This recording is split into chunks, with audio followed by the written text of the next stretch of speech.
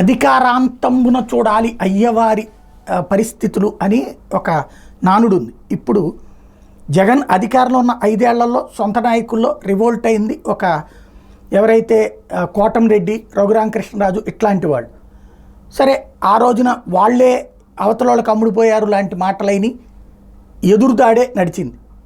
ఇప్పుడు సొంత వాళ్ళు ఓటమి పాలైనటువంటి నాయకులు నోరు విప్పుతున్నారు, లోపాలను ఎత్తు చూపెడుతున్నారు. ఇప్పటికే కొంతమంది చుట్టూ ఉన్నటువంటి ధనుంజయ రెడ్డి గారినో సజ్జల గారినో మాట్లాడుతూ ఉంటే ఇప్పుడు లేటెస్ట్గా చూస్తే మాజీ ఎమ్మెల్యేలు కేతిరెడ్డి, జక్కంపూడి రాజా సీఎంఓలో ఎవరెవరో కూర్చుని గంటల సేపు మాట్లాడేవాళ్ళు. మంత్రులకి, ఎమ్మెల్యేలకు కనీసం 5 నిమిషాలైనా అవకాశం ఇచ్చారా?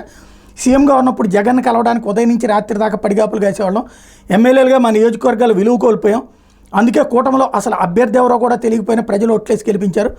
పక్కాగా వైసీపీ గెలుస్తుంది అని భావించిన 80 నియోజకవర్గాల్లో సైతం వైసీపీ ఓటమి పాలైంది అంటూ చెప్పుకొచ్చారనమాట.